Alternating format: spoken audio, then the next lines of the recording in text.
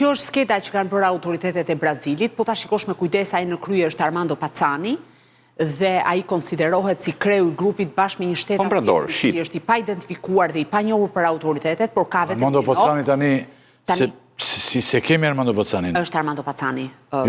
Te kjo organizat. Te kjo organizat. Shpëtim Aliu është personazhi i cili i bashkon të gjithë. Po flasim për Shpëtim Aliun, për Dizdarin dhe Gjikën. Të lutem. Po.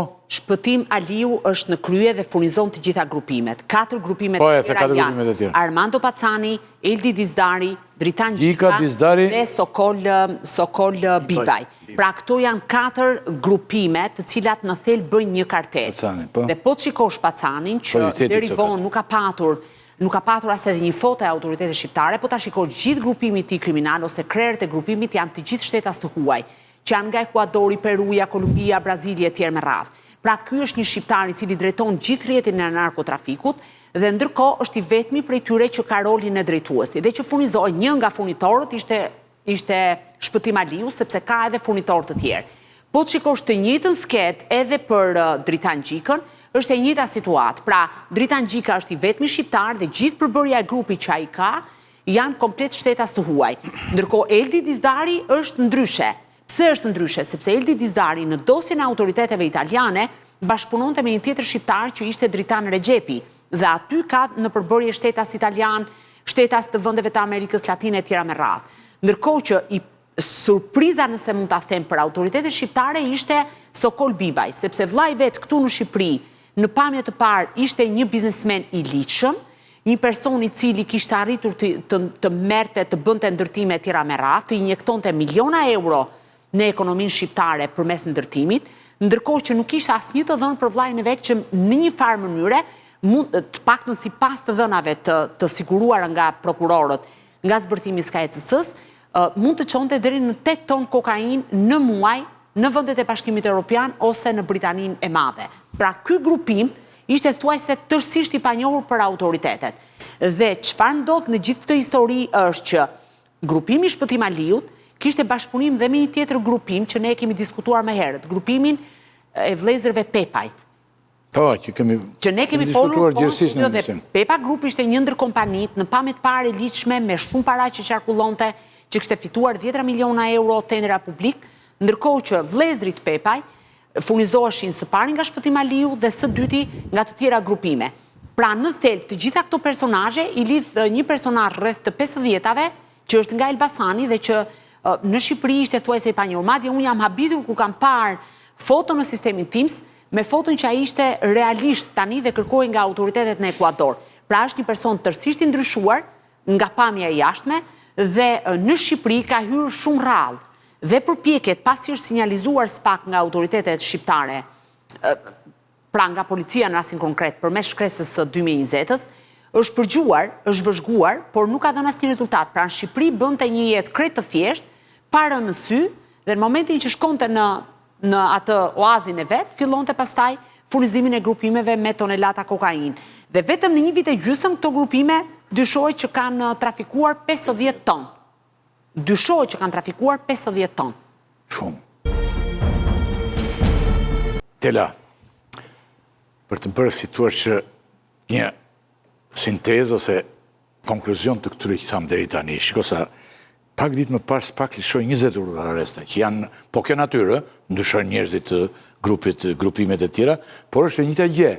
Dhe ndërkohë, me njëherë tani, një tjetër goditje fortë ndaj narkotrafikut.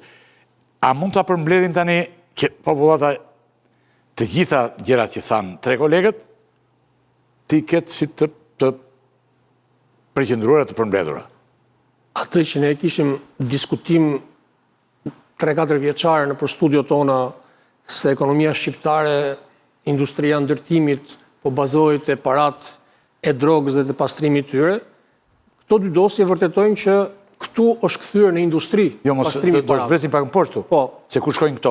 Do zbresim më të detajuar, ë? Në dosjen, do me thënë shumësia e këtyre në dosjen për cilën e po flasim. Po. Në konkluzion për këtë gjë. Po. Kemi shumë njerëz. I përmendim dhe njerëz i përmbledhim. Po, publiku këta njerëz nuk i njeh, nuk i identifikon.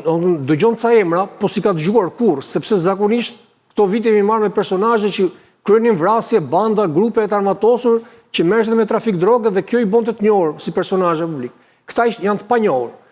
Për këtë arsye merr vlerë edhe hetimi i Spakut në këtë rast.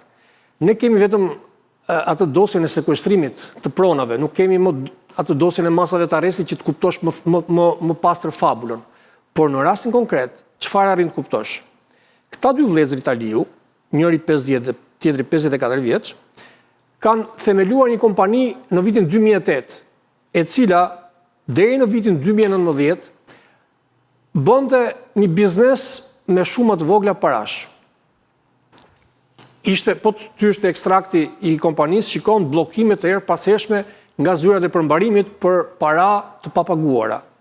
Në vitin 2019 dhe 2020, që lidhet më pas me përgjimet e Sky ECS-s, shikon që në atë periudhë ku janë përgjimet, këta kanë trafikuar 50 ton kokain dhe një shumë prej 30 milion eurosh ka ardhur kesh në Shqipëri. Këto para kesh në Shqipëri, si që më parë në për filma, i futën në për fuqi, 50 litrës e t'i gropostin, dhe në përmure të veshura me karton gjes, parat fshehura. Në atë moment në Shqipëri ka filluar të investoheshin parat e trafikut të drogës të disa grupeve kriminale. Të njëjtin gjë kanë bërë edhe këta. Dhe e ka nisur me kompanin e cila kishte supermarkete që po i falimentonin dhe biznes të vogël si nën kontraktore ndërtimi. Nëse të kujtohet në ato vite ylli, pallatet pakta që ndërtoheshin në Tiranë, vetëm hekur i bliej. Ndërkohë që betoni... Tani do zbresim aty. Betoni... Po të mbetemi këtu, të konkluzion për këtë, për bandatore, shumë të prapor dhe si tu është ti grupojmë njerëz të gjitha në mënyrë që shikuesi të jetë i qartë që iku këj 20 urdhër arresteve, erdhi një tjetër më që ka këtë si konkluzion, 1, 2, 3, 4, thjesht për t'i renditur këto, çka kolegët thanë, ose në qoftë se s'ka nevojë për... Po këto janë dy grupe, të thash, edhe në grupin e parë dhe në grupin e dytë, 1 ose 2 personazhe ishin të njohura në publikun, sepse botën shqiptare dalin në... Këto janë personazhe që nuk i njeh, sepse të tillë janë të padukshëm. Janë të padukshëm sepse këta bëhen të dukshëm o kur ti shohësh publikisht, o kur kryen një krim të rënd, për cilin marrin një masë arresti dhe aty bëhen personazhe publik. Po pra, Shpëtim Aliu, si kreu organizatës, ne s'dinim asgjë kush është ky personazh. I dosjes parë, ai u bë publik për një sherr banal në Bregdet. Por e këtë Shpëtim Aliu në majnë tani? Po, gjithmonë media në Shqipëri ka patur interes për krimet e rënda, për vrasjet, për organizatat mafioze cilat edhe vrasjet me pagesë. Ne nuk e kemi patur në njerë fokusin se kush në të vërtet shet drogë. Po mirë, autoritetet tani e morën vesh. Pa është dosje 2021-shit, Spaku e di. Në këtë rastin fjalë, ka një denoncim të policisë në 2021, ka qenë ajo operacioni Forca e Ligjit, që nxirrshin njerëzit, edhe dilte policia thoshte filani të tregoj pronën, i çonin letra për tregu pronën. Në atë kohë ka pasur një denoncim për këta, sepse ashtu ishte informacioni në Elbasan, që këta merreshin me trafik droge.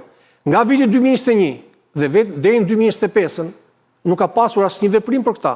Në rast se nuk do identifikojë një numër një PIN i Sky ECS dhe të vinte dosja nga Brukseli, Prokuria Shqiptare, Spaku, nuk do kishte fare dieni për ta. Ky material bërit mundur që të kuptoni se cilës ishin këta personazhe për Spakun. Qartë. Dhe kjo pastaj inicioi